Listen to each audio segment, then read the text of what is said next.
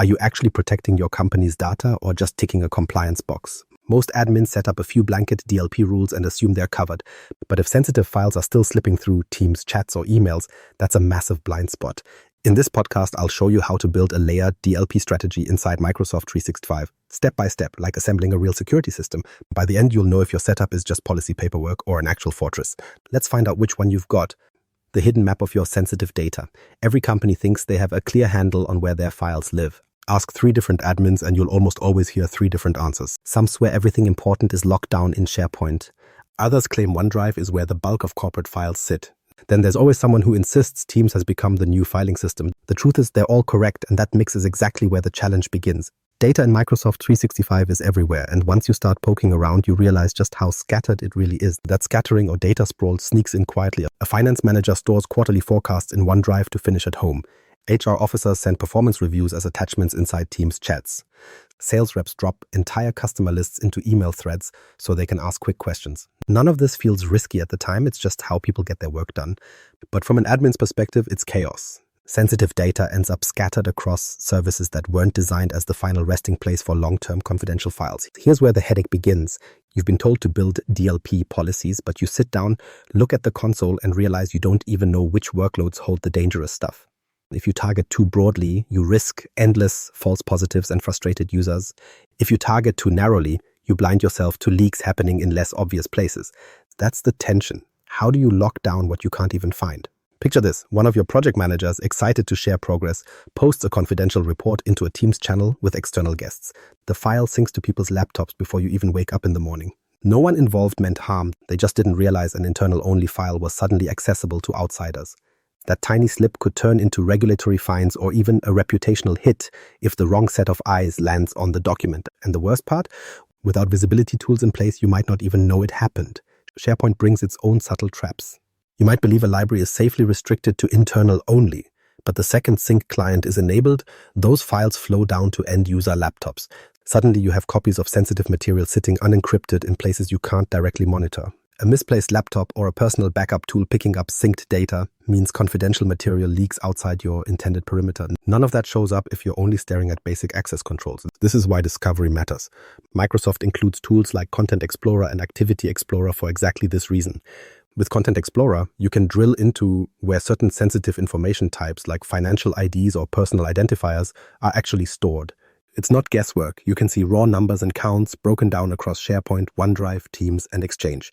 Activity Explorer builds on that by highlighting how those sensitive items are being used, whether they're shared internally, uploaded, or sent to external contacts. When you first open these dashboards, it can be sobering. Files you thought were locked away neatly often show up in chat threads, temp folders, or forgotten OneDrive accounts. By building this map, you trade uncertainty for clarity. Instead of saying we think payroll data might be in SharePoint somewhere, you know exactly which sites and which accounts hold payroll files, and you can watch how they're accessed day to day. That understanding transforms how you design protection strategies. Without it, your rules are guesses, sometimes lucky ones, sometimes costly misses. With it, you're working from evidence. What discovery really does is shift invisible risks into visible assets. Once something is visible, you can measure it, plan around it, and ultimately protect it. That's a huge change in approach for admins. You stop standing in reaction mode, responding only after a problem surfaces, and start proactively shaping your defensive posture based on actual data flows. So before we talk about setting any rules or policies, the first foundation stone is this discovery step. Think of it like surveying the land before building anything. If you don't know what sits beneath the soil, rocks, wires, pipes, you set yourself up for future failures. The same principle applies to DLP. If you skip this stage, everything else sits on shaky ground. But once you've built a clear hidden map of your sensitive information, you can stop guessing and finally work with precision. And with that clarity, the next challenge emerges. It's not just about knowing where the information lives. The real question becomes which parts of it are actually worth treating as sensitive. That's where classification comes in. Drawing boundaries, classifying what really matters. Not every document is worth locking down, but how do you draw the line without suffocating productivity? It's tempting to treat everything as sensitive because it feels safer, but the side effect of that approach is usually chaos. If every file is protected with the same heavy set of restrictions, users stop trusting the system. They'll find workarounds or worse, ignore the rules outright. That's not security, it's friction disguised as control. The real challenge is making sure the right data gets secure treatment without slowing down the entire organization. The problem shows up most clearly in what's called overclassification. This is when you label nearly every single file as sensitive, regardless of what's inside. Sounds protective, right? But in real-world usage, it leads to exactly the opposite. When all documents get treated like crown jewels, the actual sensitive files blend in with noise. From an admin's perspective, it becomes impossible to tell which policy alerts actually matter. From a user's perspective, all they see is that they can't email, share, or save anything without running headfirst into warnings or outright blocks. The collision really takes off when you look at the pressure from both sides. Executives are focused on reducing risk. Their natural instinct is to push for tighter rules everywhere. They want to hear that every contract, every spreadsheet, and every email is fully shielded. Employees, on the other hand, aren't measured on compliance. They're measured on output. And anytime strict restrictions slow down day-to-day work, people start getting creative. That usually means finding ways around IT controls, like uploading red-lined docs to consumer storage services or sidestepping teams by using personal email. Both sides have valid needs, but this tug-of-war makes classification one of the trickiest stages in rolling out DLP. One story stands out here. An IT team once set blanket restrictions across all files, thinking it would stop leaks before they ever began. The policy was so broad that employees couldn't even email out simple training guides, things meant for new hires that carried zero risk. Trainers kept running into blocked messages, course materials wouldn't send, and staff had to beg IT for exceptions. The backlash was immediate. It went from heroes protecting data to roadblocks holding everyone up. Within weeks, the rules had to be rolled back. That situation could have been avoided entirely if classification was handled with nuance instead of a blanket stamp. This is where Microsoft 365 offers admins a starting compass. Sensitive information types are built into the system. Identifiers for things like credit card details, social security numbers, or health-related records. These patterns give you a foundation to begin separating what matters most from everything else. Instead of saying protect everything, you start with clear categories of data that obviously demand higher protection. That way your policies have a grounded focus. They aren't theoretical, they're pointing at actual markers buried inside the data, flowing through email teams and SharePoint. But industries don't all look the same. A consulting firm cares about contract language that defines liability clauses. A biotech company sees raw research data as the lifeblood of its competitive advantage. Microsoft's custom sensitive information types let you flag those exact items that the defaults can't see. You can train the system to recognize recurring patterns or keywords specific to your field. That way, classification expands far beyond a basic template into something shaped directly to your organization's real risks. Now, even once you've defined sensitive information types, you still face the question of labeling. Users can tag documents themselves, manual labeling, or you can use auto-labeling policies that apply tags based on detected patterns. Manual labeling gives control to the people creating content, but it assumes they understand classification guidelines and apply them correctly every time. Auto-labeling reduces that human error by handling detection in the background. The trade-off is that automated rules might occasionally misfire. For many organizations, the best answer is a combination: auto-labeling for high-risk types with manual labels in place where human judgment really adds value. When classification is executed well, it doesn't overwhelm employees, it actually disappears into the background. The system knows which files truly matter, those files rise above the noise, and protective policies can focus right where they're needed most. Everything else remains usable without constant interruptions. That balance is what keeps users engaged instead of resistant. Ultimately, classification is less about stamping labels on every item and more about defining what's genuinely valuable to protect. Think of it as separating the crown jewels from the everyday office clutter. If you identify the must-have items with precision, the policies that follow will land with focus instead of frustration. Once those boundaries are drawn, the stage shifts to the next and often most visible layer, deciding how you'll enforce them through policies that guide, block, or warn as people work. Turning strategy into action, policy definition. You've found your sensitive data and labeled what matters, but policies decide whether protection is real or just theory. Discovery and classification give you a map, but rules are where those insights translate into daily controls. The question is simple: what conditions should trigger an intervention, and what should happen when that trigger is met? Instead of theory, this is the moment where you decide whether that spreadsheet with customer details can be emailed to a partner, uploaded to a personal OneDrive, or shared in a Teams meeting with external guests. At its core, a DLP policy has two main parts: conditions and actions. Conditions look for what's inside the data or how it's being moved. Actions decide what to do with that information. Imagine you want to prevent emails containing 16-digit card numbers from leaving the company. The condition would be detect credit card pattern. The action would be block external send. Put together, that's a clear control. No more customer card numbers slipping past the border in an email. But it doesn't always need to be a hard block. Sometimes you simply notify the user or request justification before they continue. This balance keeps communication flowing without giving up visibility. The trick is that no policy works in isolation. Too restrictive and you bring regular workflows to a halt. People frustrated by constant interruptions will quickly find ways to bypass the system, whether by using personal devices or unsanctioned services. Too lenient and the safeguards might as well not exist. You still see sensitive data leaking to places that were never intended. Crafting policies is about walking that line, tight enough to catch what matters, loose enough to respect productivity. Here's a concrete scenario. A DLP rule blocks any outbound email with a detected credit card number if the recipient is external. That prevents accidental or intentional slips to customers or vendors. But if the same file is shared through Teams with internal colleagues, the policy simply warns the user, allowing collaboration to continue. This balance keeps core information protected while avoiding unnecessary walls inside the organization. Your acknowledging risk varies by context. Internal sharing still carries some exposure, but not the same magnitude as sending outside your domain. Scope also matters. DLP isn't limited to email. In Microsoft 365, rules can target Exchange Online, OneDrive, SharePoint, and Teams. Each carries distinct risks. Exchange handles outbound messages every day. OneDrive carries personal work files that often become holding zones for sensitive material.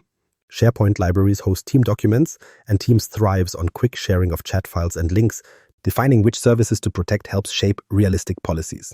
A rule that makes sense in Exchange may not translate directly into SharePoint without fine-tuning.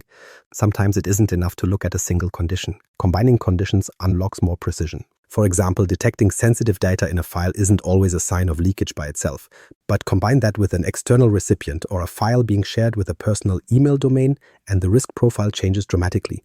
Instead of flooding dashboards with low-priority alerts, you focus on risky combinations that point to genuine exposure. This reduces noise and helps admins spend time addressing situations that might otherwise slip under the radar. There's also the human side to policies.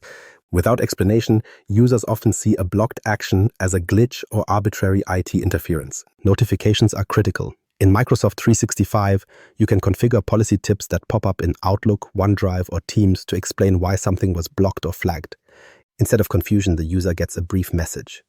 This item contains financial identifiers and can't be sent externally. It turns a frustrating block into a learning moment. Over time, people start understanding the boundaries and adjust behavior accordingly. When you design rules thoughtfully, enforcing them feels less like slamming down a wall and more like installing guardrails on a highway. They prevent accidents without limiting the ability to drive. The end result is safer movement of data, but still enough flexibility for normal business to flow. You aren't just protecting information, you're also training staff to become more aware of how it moves. That's where policy definition shifts from rigid enforcement to interactive education.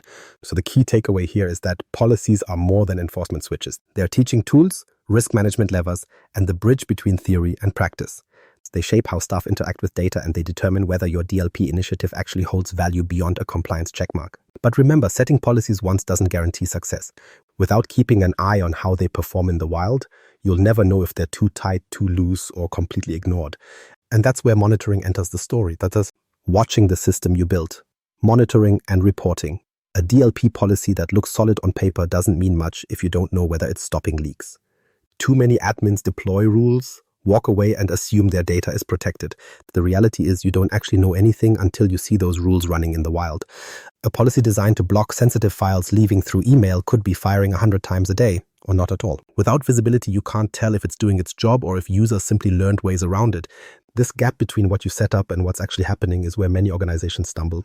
On one side, IT crafts dozens of policies with good intentions. On the other, staff adapt however they need to keep their workflows moving. If those policies aren't tuned or monitored, you could be facing one of two extremes. Either no alerts, which might mean you're blind to leaks, or endless notifications, which usually means the rule is overfiring and blocking the wrong things. Both situations are dangerous, but you won't know which one you're living in unless you check. Microsoft 365 gives you a few reporting tools that bring this to light. The most basic unit is a policy match. Whenever a user's action fits the conditions you defined, maybe sending a spreadsheet with IDs to an external address, Microsoft logs that event. The more you study these policy matches, the more you start to separate routine events from red flags. Then there's the issue of false positives. If a simple invoice attachment keeps triggering because its format happens to resemble a credit card number, you've got noise drowning out insight. The audit logs help sort these out. You can see exactly which items triggered and why, which makes it possible to tune your rule rather than disable it out of frustration. This is where Activity Explorer becomes essential. It doesn't just show matches, it maps how sensitive files are actually being shared across Mail, SharePoint, OneDrive, and Teams. You might think your top risks are emails leaving the domain, but Activity Explorer could reveal heavy internal sharing of the same data inside Teams channels. Maybe a single HR file is bouncing between 20 internal users when it should only sit with 2. That understanding gives you a much sharper picture of how information travels every day. Take a real example. A finance department set rules on financial identifiers and quickly saw a spike in alerts. At first, IT assumed the team was mishandling data, but when they dug into the reports, they discovered consistent false positives. Internal financial reports were formatted in ways the system confused with external data. The alerts weren't malicious, but they clogged dashboards and wasted time. Once identified, IT tuned the match conditions so the policy could focus on the actual risky cases instead of the harmless noise. Without those reports, the finance team would have been unfairly flagged while the security group burned hours chasing shadows. Even with tuning, waiting hours or days for reports isn't always enough. That's where alert policies come in. These let you catch high-risk activity almost in real time. If someone suddenly tries uploading dozens of files with sensitive markers to an external domain, you'll know before the damage is done. These alerts don't just notify admins, they can also kick off automated responses like sending confirmation requests or even locking down accounts pending review. It's the difference between spotting a problem after exposure and intervening before it spreads further. Monitoring isn't about checking a box, it's about shifting DLP from a passive rule set into an active system that moves with your organization. Each report, each alert, each dashboard view is a chance to improve accuracy. Instead of rolling out policies once and assuming success, you treat them as living rules that adapt as workflows and data shift. That's how false positives get reduced, how communication improves, and how real incidents stand out clearly from background noise. The payoff is that monitoring provides the visibility you can't get from just setting policies. It either confirms your defenses are working or shows cracks you'd never see otherwise. Without it, you could be guarding empty air while genuine leaks slip away unnoticed. With it, you know if your fortress is holding firm or just looking solid from a distance. And once you can see exactly where your fortress stands, you're faced with a bigger challenge. Protection that sits still eventually falls behind because your workloads and your users never stop changing. That's where the idea of a living fortress comes into play. Building the blueprint, your DLP as a living fortress. Most admins stop at policies, but a fortress isn't built from one wall. A good DLP setup is an ecosystem, not a single policy you flip on and forget. If you think of security as a diagram, you'd see 4 interlocking pieces: discovery, classification, policies, and monitoring. Each part works only because the others back it up. When one is missing or ignored, the whole system weakens. That's why thinking of DLP as a quick configuration is misleading. It's not one switch, it's more like maintaining a living security framework that shifts as your data shifts. Let's walk through those 4 pillars as a system rather than isolated features. Discovery is the first. Without finding where your sensitive data hides, everything else you build rests on assumptions. Classification is the filter on top. It decides which files actually need protection. Policies take those classifications and enforce boundaries, while monitoring closes the loop by showing you whether your decisions succeed in practice or leave gaps. The critical point is that none of these pieces can stand totally on its own. Discovery without classification gives you a big list of files but no sense of priority. Classification without policies is just labels nobody respects. And policies without monitoring are rules in theory, never tested against reality. The organizations that struggle most are usually the ones that think of DLP as a static project. They set initial rules during a compliance push, tick the box and move on. But 6 months later, the workflows have changed. Teams start using new channels, business units shift their processes, and suddenly half the old rules don't match reality. That's why set and forget DLP nearly always fails. What used to fit doesn't anymore. Data sprawl isn't something that stops, it's a byproduct of daily work. If policies don't evolve to match, they become irrelevant. This is why revisiting discovery regularly matters. A strong practice is a quarterly review. Every 3 months, run the Content Explorer and take a new look at where your sensitive information actually sits. Maybe finance started storing forecasts in a new site collection. Maybe marketing switched to using Teams channels for contracts with vendors. Fresh discovery makes sure you're not applying last year's map to today's pathways. By linking that step back to classification, you keep the sensitivity model up to date, which in turn keeps policies aligned with reality instead of with stale guesses. Integration is another piece that many admins miss. DLP by itself is powerful, but when paired with other Microsoft tools, it becomes far stronger. Sensitivity labels, for example, can travel with files beyond Microsoft 365. That means if a labeled file leaves SharePoint and lands on a personal device, the protections still apply. Information protection builds on labeling by adding encryption and access control. Insider risk management ties things together by spotting unusual behaviors, like an employee downloading far more data than usual. Instead of silos, you've got layers that reinforce each other. Picture a company where sensitive investor presentations sometimes leak outside the tenant. Instead of DLP working in isolation, they combine it with sensitivity labels that auto-tag those files. The labels enforce encryption alongside DLP restrictions. Now, even if someone copies the file to USB or forwards it by personal email, the encryption keeps control over who can actually read it. The DLP policy stops careless sharing in flow, while the sensitivity label ensures persistent protection if the file escapes. That's the strength of seeing the fortress as a system.